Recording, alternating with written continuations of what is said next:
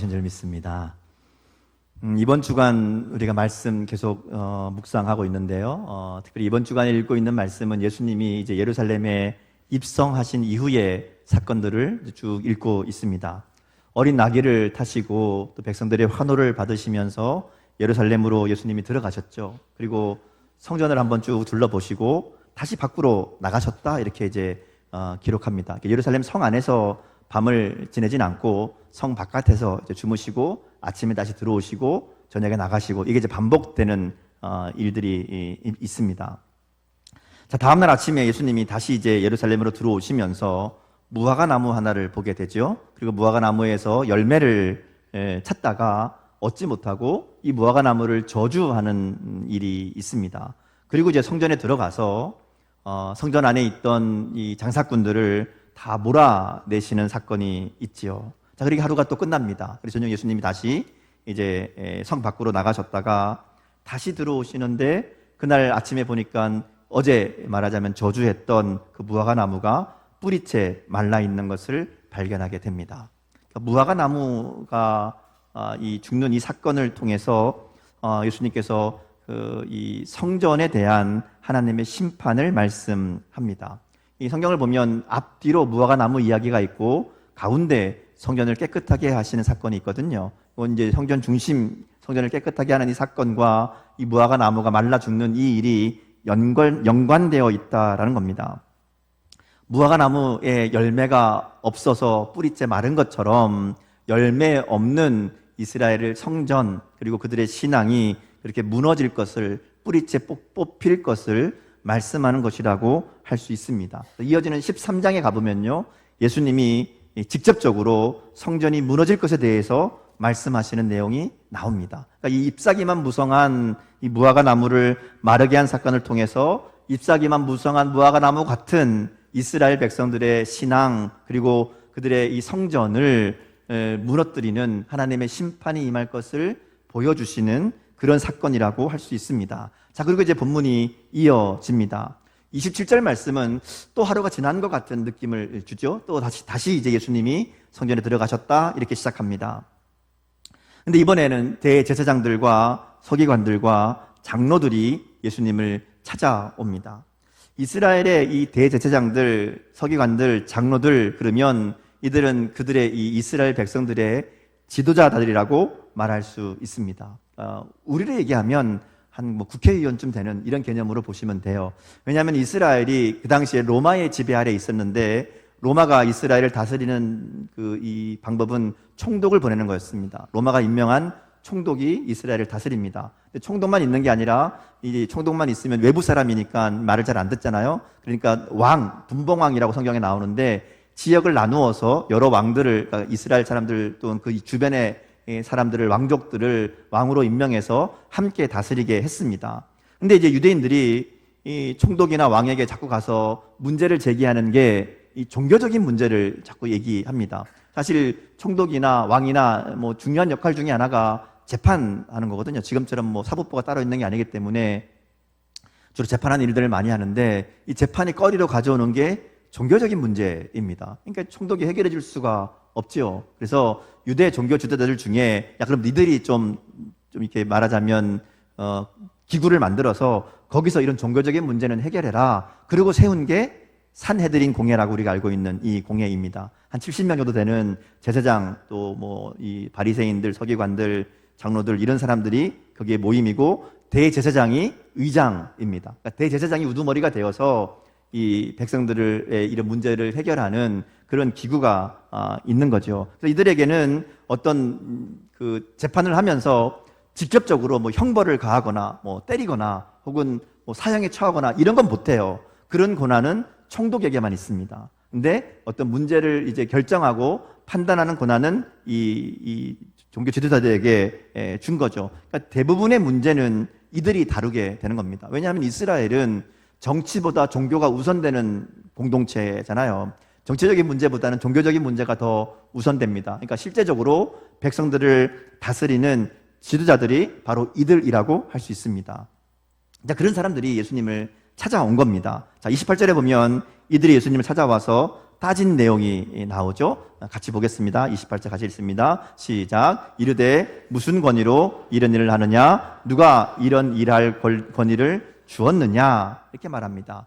이들이 말하는 이제 이런 일이라는 것은 앞에 나왔던 성전을 깨끗하게 하신 사건이라고 할 수 있습니다. 예수님께서 성전에서 매매하는 자들, 돈 바꾸는 자들을 다 내쫓으셨잖아요. 그들의 상과 의자를 다 둘러 엎으시고 말씀하시면서 이 성전은 만민이 기도하는 집인데 너희가 강도의 소굴을 만들었다, 그렇게 말씀하시면서 성전을 완전히 뒤집어 놓으셨습니다.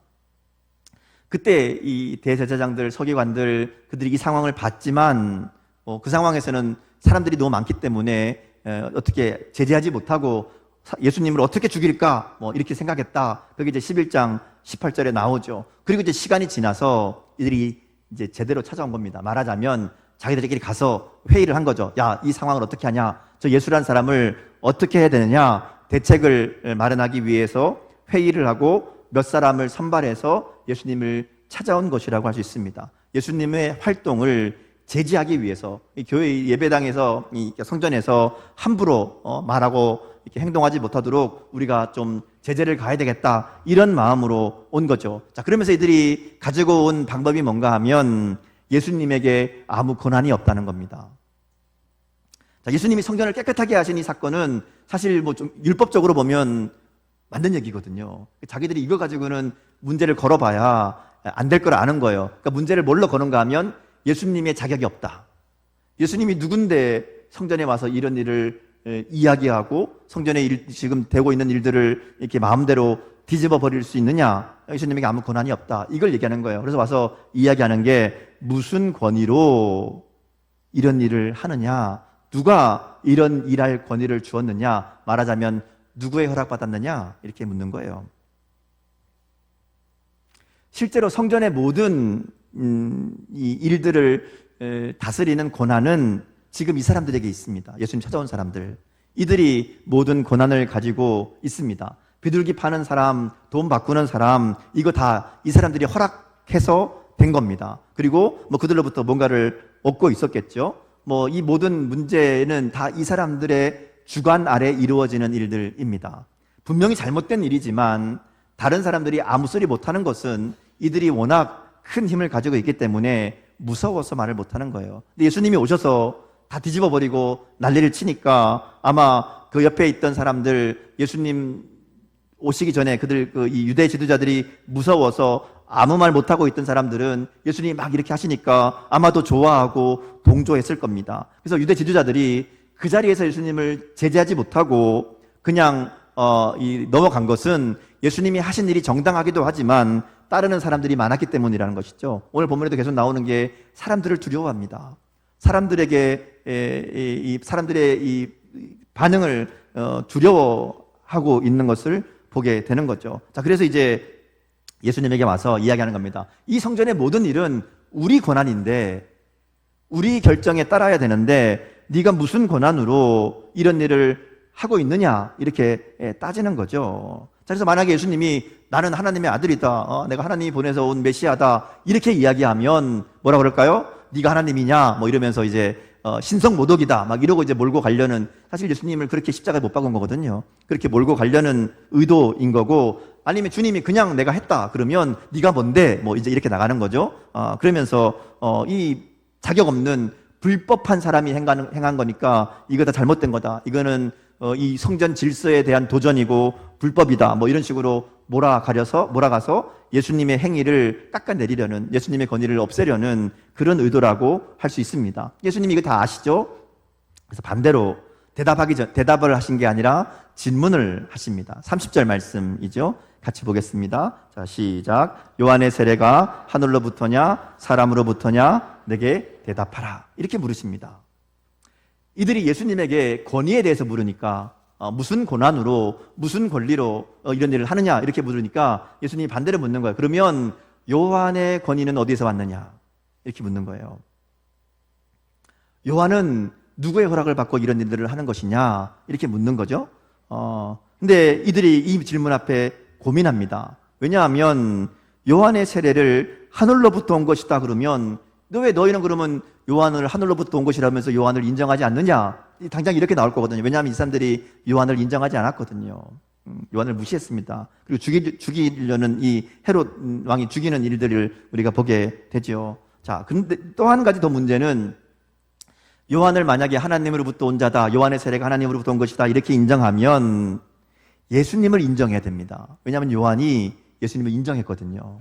예, 이분이 메시아다, 내 뒤에 오시는 분 이렇게 얘기를 했으니까 요한을 하늘의 권위로 인정하면 예수님도 인정해야 되는 거예요. 그러니까 대답을 못하는 거죠. 반대로 이 요한의 세례는 사람의 것이다 이렇게 얘기하면 요한을 따르는 수많은 사람들이 있기 때문에 그들이 가만히 있지 않을 것을 이들이 두려워하기 때문에 그것도 대답할 수 없습니다. 그래서 이들이 내린 결론이 뭔가 하면 우리가 알지 못한다, 모르겠다 이렇게 얘기하는 거예요. 예수님의 권위를 깎아내리고 자기들의 어떤 권위를 높이려고 왔었는데 도리어 우리는 모른다 이러고 말할 수밖에 없는 그런 상황이 된 거죠. 예수님이 그러니까 그래? 그럼 나도 너한테 얘기 안 해줄래? 이러고 이제 얘기가 끝납니다. 근데 사실 이들이 모른다라고 얘기했지만 정말 모르는 건 아니거든요. 알고 있습니다. 요한의 권위가 하늘로부터 온 것임을 그들이 알고 있어요. 요한이 특별하다, 뭔가 다르다라는 것을 분명히 알고 있습니다. 그럼에도 그 말을 따르지 않고 더구나 요한이 하나님의 어린 양 메시아라고 얘기하는 예수님에 대해서도 들었지만 인정하지 않습니다. 왜냐하면 자기들의 권위를 지키는 것이 더 중요하기 때문에 그렇습니다. 예수님을 인정하면, 세례 요한을 인정하면 그러면 성전을 중심으로 자기들이 가지고 있는 이 권위, 그래서 이거 가지고 사람들을 마음대로 움직이게 하는 이것이 흔들리기 때문에 그렇죠. 그래서 자기들의 권위를 빼앗기지 않으려고 결국 요한도 인정하지 않은 것이고 예수님도 죽이려고 결정한 것이다 이렇게 볼 수 있습니다. 자, 그리고 이제 그 다음이 중요합니다. 이렇게 얘기가 끝난 다음에 예수님이 한 가지 이야기를 들려주십니다. 그게 마가복음 12장 1절에서 12절에 나오는 이 포도원 농부의 비유입니다. 이 비유는 그냥 뭐 예수님이 이야기 하나 들려주신 게 아니고요. 사실은 이 상황에서 지금 예수님이 어떤 권위를 가지고 일하시는가 묻고 있는 이 유대 지도자들과의 이 논쟁 가운데 주님이 주시는 이야기라는 겁니다. 이 이야기에는 답이 있어요. 예수님이 어떤 권위로 일하시는지, 그리고 나아가서 예수님이 이 땅에 오시게 된 목적과 이유에 대해서도 분명하게 알려주시는, 사실 이 이야기는 하나님의 구속의 이 계획을 그대로 담고 있는 그런 이야기라고 할 수 있습니다. 자, 예수님의 이야기를 한번 따라가 보겠습니다. 한 주인이 있어요. 이 주인이 포도원을 만듭니다.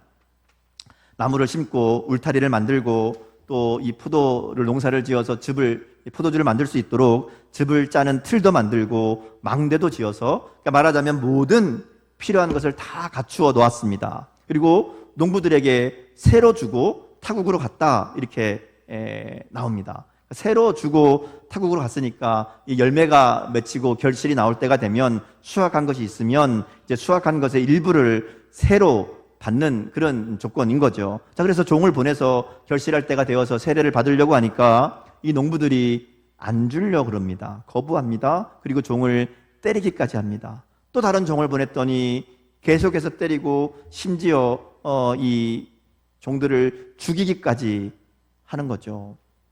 주인이 최후의 수단으로 자기의 아들을 보냅니다. 자신의 아들을 보내면 그래도 이 농부들이 좀 존대하지 않을까, 무시하지 못하지 않을까 이런 마음으로 보내죠. 근데 농부들이 이 기회에 이 주인의 아들을 죽여서 이 포도원을 우리가 차지하자 이렇게 마음 먹고 이 아들을 죽입니다.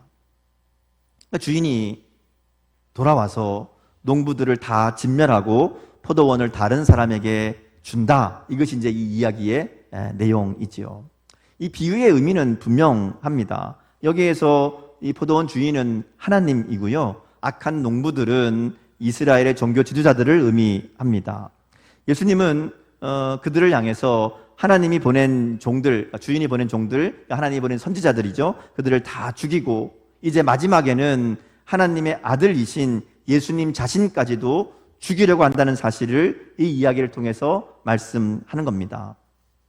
12절에 보면 이 이야기를 듣던 이 종교 지도자들이 이게 자기들을 가리킨다는 것을 알고 있습니다. 그러니까 이게 다 알만한 이야기로 주님이 말씀하셨다라는 것이죠. 자, 우리는 이 이야기를 통해서 하나님의 마음과 뜻을 다시 한번 분명하게 깨닫게 됩니다. 이 포도원 농부들의 이야기는 사실은 하나님이 우리 가운데 행하시는 일들, 그리고 우리를 구원하기 위해 예수님을 보내시는 이 모든 과정들이 여기에 다 담겨 있다라고 말할 수 있습니다. 포도원 주인이 모든 것을 다 준비하죠. 하다못해 포도주 짜는 틀까지도 주인이 다 만들어 놓습니다.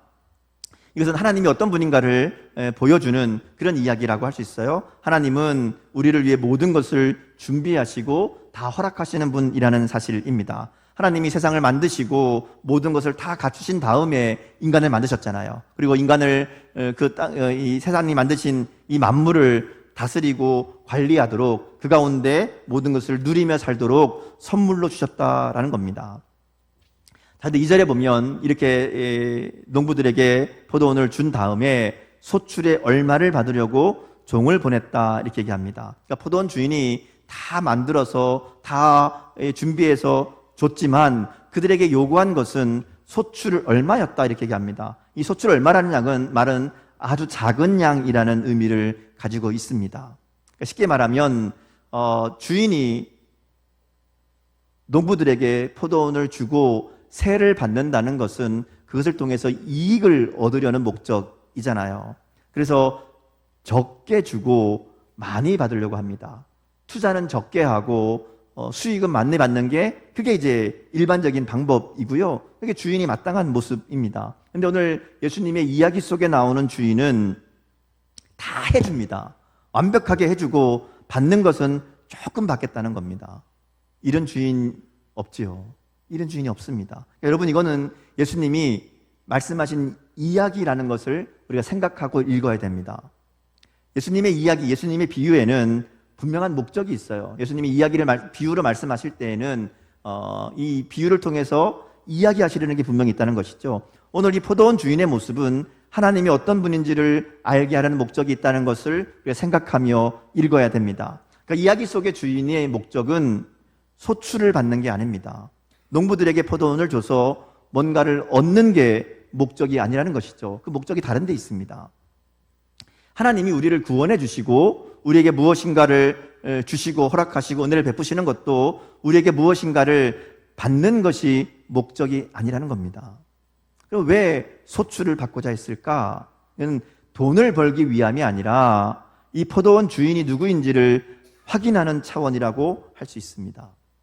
자, 모든 것을 다 준비해서 선물 주듯이 농부들에게 다 줬지만, 그런데 그렇게 이 포도원을 농사를 짓고 포도원을 가지고 뭔가를 이익을 얻어내면서도 그 포도원의 주인이 누구인지를 잊지 말라고, 그래서 소출 중 얼마를 내라고 한 것이다라는 것이죠. 여기에 이제 이 이야기의 핵심이 있습니다. 여러분, 나중에 이 포도원 농부들이 주인이 보낸 종들을 때리고 죽이고 나중에는 아들까지 죽인 이유가 뭡니까? 세를 덜 내기 위함이 아닙니다. 세를 조금 덜 내서 내가 더 많은 것을 얻기 위해서, 이익을 가지기 위해서 그런 게 아니라 이들의 목적은 뭐였어요? 포도원을 차지하는 겁니다. 포도원 주인이 되는 게 목적이었습니다. 그래서 상속자인 아들을 죽이면 그 유산이 우리 것이 되지 않겠느냐 이렇게 생각했다고 7절에서 말씀하는 겁니다. 그러니까 이 포도원 농부들의 목적은 자신들이 주인이 되는 거였어요. 그리고 주인이 될 수 있다고 생각하고 주인처럼 행동한 겁니다. 포도원 주인이 되기 위해서 진짜 주인의 종들을 때리고 죽이고 그리고 주인의 아들까지 죽이는 이러한 일들을 서슴지 않고 저지른 겁니다. 왜냐하면 자기들이 주인이 되려고. 자, 이 이야기를 앞에 예수님과 유대 지도자들과의 대화와 연결시켜서 생각해 봐야 됩니다. 왜냐하면 예수님이 이 이야기를 하신 이유가 바로 그 앞에 사건에 있기 때문에 그렇습니다. 유대 지도자들은 자신들이 성전의 주인이라고 생각한 사람들입니다. 자신들에게 권위가 있다고 생각하고 주장합니다. 하나님의 성전인데 하나님의 성전이 아니라 내 성전이고 우리 성전입니다. 그래서 예수님도 자신들에게 복종할 것을, 자신들의 뜻대로 따를 것을 강요하는 겁니다. 근데 자신들의 말을 안 들으니까 죽이려고 한 것이죠. 예수님은 이 비유를 통해서 그들의 가장 근본적인 문제가 무엇인지를 분명하게 알게 하십니다. 하나님은 그들에게 포도원을 맡기셨는데 그들은 자신들이 주인이 되려고 했고 주인이 되기 위해서 주인의 아들까지 죽이려고 죽인 것이죠. 우리가 분명히 기억할 것은 농부들은 주인의 포도원을 맡은 일꾼이었다는 겁니다. 주인이 아닙니다. 아무리 주인의 일을 다 한다 그래도, 주인이 모든 것을 다 준비해서 정말 선물처럼 주고 갔다고 해서 내가 정말 주인인 것처럼 그렇게 일한다고 해서 주인이 아니라는 겁니다. 이게 중요합니다. 내가 모든 것을 누리지만 주인이 따로 있다는 것을 잊어버리는 순간, 우리는 오늘 이 비유 속에 나오는 농부들처럼 어리석은 선택을 하게 된다는 것이죠. 오늘 보면 11장에 나오는 유대인들이 그랬습니다. 유대 지도자들의 문제는 자기들이 주인이라고 생각하고 마치 모든 권리를 가진 것처럼, 그리고 그 주인의 권리를 지키기 위해서 예수님마저 죽이려고 하는 그런 모습을 보여주고 있다는 겁니다. 자기들이 성전의 주인인 것처럼 자기들의 이익과 권리를 지키기 위해서 하나님 말씀을 왜곡해서 가르치고, 자기들의 마음에 맞는 규칙을 정해서 백성들을 억압하고, 그리고 자기들의 이익을 위해서 편법과 불법을 저지르고 있었다라는 것이죠. 하나님이 성전의 주인이고 이스라엘의 주인이심을 고백하고 가르치는 그런 사람들이어야 되는데, 자신이 주인인 것처럼 그렇게 생각하고 살아가니까 성전을 강도의 소굴로 만들었다는 주님의 책망을 듣게 된 겁니다. 예수님이 말씀하신 비유의 결말은 12장 9절이죠. 포도원 주인이 어떻게 하겠느냐? 와서 그 동무들을 진멸하고 포도원을 다른 사람들에게 주리라. 주인을 인정하지 않는 이 농부들은 진멸할 것이다. 그리고 주인을 인정하는 다른 자들에게 이 포도원을 줄 것이다. 이렇게 말씀하는 겁니다. 이것은 예수님을 하나님의 아들로 인정하지 않는, 하나님을 하나님으로 인정하지 않는 그들은 심판받을 것이고, 하나님을 인정하는 자들, 예수님을 하나님의 아들로 영접하고 하나님의 하나님 되심을 인정하는 자들로 하여금 하나님이 만드신 포도원, 하나님 주신 복을 누리게 할 것이고, 그 가운데 은혜 가운데 살아가게 할 것이다. 이런 약속의 말씀이라고 할 수 있습니다. 자, 그리고 이어지는 말씀이 이제 10절 11절인데요. 이 구절은 시편 118편 20절 말씀을 인용한 내용입니다. 같이 한번 읽어보겠습니다. 자, 10절 11절 같이 읽습니다. 시작. 너희가 성경에 건축자들이 버린 돌이 모퉁이의 머릿돌이 되었나니 이것은 주로 말미암아 된 것이요 우리 눈에 놀랍도다 함을 읽어보지도 못하였느냐 하시니라. 자, 건축자의 버린 돌이라는 것은 쓸모없는 돌이라는 의미입니다. 쓸모없으니까 버린 돌이거든요. 자, 그런데 그런 돌이 건물 모퉁이에 머릿돌이 되게 하시겠다 이렇게 말씀합니다. 머릿돌은 건물의 가장 중요한 곳에 위치한 돌을 의미합니다. 그러니까 기준이 되고 기초가 되는 돌이라고 할 수 있습니다. 그 돌 위에 이제 건물이 세워지는 것이죠. 이 구절은 1차적으로 예수님을 가리키는 말씀입니다. 포도원 농부들이 주인의 아들을 죽인 것처럼 사람들이 하나님의 아들이신 예수님을 자신들과 맞지 않는다고, 자신들이 원하는 메시아가 아니라고 버린 돌처럼 그렇게 거부하고 버리지만, 하나님께서 그 예수님을 머릿돌로 삼아서 하나님의 나라를 세워가신다는 말씀입니다. 사람들이 버리고 십자가에 못 박은 그 예수님, 그 위에 하나님의 나라 구원의 역사를 이루어 가시는 하나님의 구원 계획을 말씀하는 것이죠. 그래서 11절에 보면 하반절에서 이것은 주로 말미암아 된 것이요 우리 눈에 놀랍도다 이렇게 말할 것이라고 말씀하는 겁니다. 자, 말씀을 좀 정리해 봅니다. 오늘 예수님은 종교 지도자들과의 대화, 그리고 포도원 농부의 이 비유를 통해서 그들 가운데 있었던 잘못된 생각, 잘못된 신앙을 깨닫게 하십니다. 그리고 오늘 우리에게도 똑같은 질문을 하시는 줄 믿습니다. 오늘 우리가 본문에서 들어야 될 예수님의 질문은 오늘 설교의 제목입니다. 뭐죠? 주인이 어떻게 하겠느냐? 주인이 어떻게 하겠느냐? 자, 이 질문에는 누가 주인인지를 분명하게 확인하는 질문이고요. 또 주인 앞에 우리가 어떻게 행하고 있는지를 묻고 있는 질문이기도 합니다. 주인이 어떻게 하겠느냐? 여러분의 주인은 누구입니까? 여러분의 주인 누구죠? 네. 우리 교회의 주인은 누구입니까? 하나님이시죠. 하나님입니다. 하나님이 주인이라고 말하는데, 자, 그러면 그렇게 살고 있는가 하는 겁니다. 하나님이 주인인 삶을 살고 있으십니까? 오늘 말씀은 우리에게 우리의 소유권이 어디에 있는지, 우리가 가지고 누리는 모든 것이 누구의 것인지를 확인하게 하십니다. 하나님은 포도원 주인이 포도원 농부들에게 모든 것을 다 완벽하게 갖추어서 포도원을 준 것처럼 하나님은 우리에게 하나님이 모든 것을 다 준비해서 우리의 삶 가운데 허락하셨다는 것이죠. 우리의 가정, 우리의 재산, 우리의 가족, 우리 직장에서의 일, 그리고 우리의 목숨까지 다 하나님이 주신 거잖아요. 하나님이 주인이십니다. 하나님이 그 사랑으로 우리에게 맡겨주신 일들이라는 것이죠.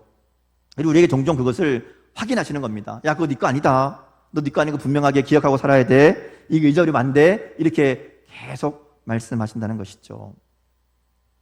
여러분, 에덴 동산에 선악을 알게 하는 나무가 있었죠. 어디 있었는지 아십니까? 어디 있었을까요? 가운데 있었습니다. 에덴 동산 가운데. 왜 가운데 있었을까요? 잘 보라고. 어느 곳에서나 보라고. 늘 보라고. 그렇게 가운데 두셨습니다. 하나님 주신 게 뭐였어요? 다 먹어라. 다 누려라. 너 다 마음대로 해도 된다. 근데 이것만 먹지 말아라. 그렇게 말씀하시거든요. 먹으라고 한 것 중에는 생명나무 열매도 있어요. 다 먹어도 돼요. 근데 이 나무가 특별하기 때문에 먹지 말라는 게 아니라 이거 안 먹으면서 이게 이 모든 것이 내가 준 것이라는 것을 기억하라는 의미입니다. 다 할 수 있지만 이거 안 하면서 이거 내가 주인이 아닙니다라는 거 확인하라는 겁니다. 근데 먹잖아요. 결국 이것이 저의 문제가 됩니다. 하나님은 이 가운데다가 이 나무를 세워놓고 야, 이거 다 네가 마음대로 할 수 있지만 이거 네 거 아니야. 이거 분명하게 알려주신 거예요. 오늘 우리의 삶에도 그런 하나님이 나의 주인 되심을 잊지 말라고 기억하게 하신 일들이 있습니다. 대표적인 게 주일 성수 11조 이런 겁니다. 여러분, 주일 성수나 11조는 그거 해서 내가 복 받고 혹은 벌 받지 않으려고 이렇게 하는 거 절대로 아닙니다. 주일 성수 11조 다른 신앙의 어떤 것도 다 마찬가지예요. 근데 대표적으로 두 가지를 얘기하자면 이거는 내 삶의 주인이 하나님이십니다. 이거 고백하는 그런 행위라는 것이죠. 내게 주신 모든 시간, 내 삶의 모든 것이 하나님이 주신 것입니다. 그거 고백하면서 그 중에 시간을 구별해서 내가 이 시간은 나를 위해 쓰지 않고 하나님께 예배하는 데 사용하겠습니다. 이게 주일이잖아요. 11조도 마찬가지입니다. 하나님이 주신 모든 물질, 나의 모든 재산, 소득이 다 하나님이 주신 것임을 고백하면서 그 중에 10분의 1을 하나님께 드리는 겁니다. 주일날 예배 드렸다고 11조 했다고 나머지는 내 거란 얘기가 절대로 아닙니다. 어떤 분들 착각해요. 11조 했으니까 10분의 9는 내 맘대로 내 거다. 주일 성수했으니까, 주일날 예배 드렸으니까 나머지 6일은 내 맘대로 살아도 된다. 아닙니다. 다 하나님의 것이라는 그 고백으로 드려야 된다라는 겁니다. 11조를 드리고 주일을 하나님께 드렸으면 나머지도 하나님의 것이라는 고백과 믿음으로 하나님의 뜻대로 하나님이 주인이십니다 고백하며 사용해야 된다는 것이죠. 그게 진짜 주일 성수고 그게 진짜 11조를 제대로 하는 겁니다. 여러분, 말씀 묵상하는 것도 마찬가지예요. 제가 거의 예배 때마다 얘기하는 것 같은데 말씀 묵상해야 됩니다. 말씀 읽어야 됩니다. 말씀대로 순종해야 됩니다. 큐티해야 됩니다. 이야기하는데요. 이건 하나님이 내 삶의 주인이심을 고백하는 일입니다. 하나님 내 삶의 주인이라 그러면서 하나님의 뜻에는 관심 없고 하나님이 뭘 원하시는지 생각하지 않고 그냥 내 생각대로 내 계획대로 하루하루 살아가면서 하나님 내 삶의 주인이십니다 말할 수 없다는 거죠. 아침마다 하나님의 뜻을 묻고 오늘도 내 삶의 주인이신 하나님이 내가 무엇을 하기 원하시는지, 내가 어떤 삶을 살기를 바라시는지 이거 확인해야죠. 물어봐야죠. 하나님께 알려달라고 이야기해야죠. 그런 시간 없이 내 생각대로 내 계획대로 살면서 말로만 내 삶의 주인은 하나님이십니다, 이건 거짓말입니다. 우리가 하는 신앙의 모든 행위는 다 마찬가지예요. 예배하는 것, 기도하는 것, 찬양하는 것, 이 모든 일들에는 하나님이 나의 주인이십니다. 나는 하나님의 뜻대로 살아가는 존재입니다. 이것을 확인하고 고백하는 일이 되어야 됩니다. 그런 고백이 없는 신앙의 모습들, 종교적인 행위는 열매 없는 껍데기만 있는, 잎사귀만 있는 그런 형식적인 신앙이라는 겁니다. 아무리 교회 가서 예배 드리고 헌금 많이 하고 봉사하고 해도 그 마음 가운데 하나님이 내 삶의 주인이십니다, 이 분명한 고백이 없다면 그런 행위들은 아무 의미가 없다는 것이죠. 하나님을 나의 주인으로 모시고 살아가는 삶을 사는 게 중요합니다. 하나님이 나의 주인이심을 잊지 않는 게 중요합니다. 그러면 우리 주님께서 보여주신 대로 버린 돌이 모퉁이 돌이 되는 역사가 일어나게 될 줄 믿습니다. 쓸모없어 보이는 우리의 인생도 하나님이 주인이 되시면, 하나님이 주인이시잖아요. 하나님이 사용하시잖아요. 그러면 모퉁이 돌이 되는 겁니다. 하나님이 주인 되시는 우리의 삶을 통해서 그 삶을 보는 모든 사람들을 놀라게 하는 역사가 일어나게 된다라는 것이죠. 우리의 삶에 내가 주인이 되려고 하는 그런 유혹이 있을 때마다 오늘 예수님이 말씀하신 주인이 어떻게 하겠느냐, 이 질문을 생각할 수 있기를 바랍니다. 주인이 어떻게 하겠느냐, 하나님이 어떻게 하실 거냐, 이 말씀을 우리가 기억하며 날마다 말씀을 듣고 순종함으로 내 삶의 주인이 하나님이심을 분명하게 고백하며 인정하며 순종하며 살아가는 저와 여러분 될 수 있기를 주님의 이름으로 축복합니다. 함께 기도하겠습니다.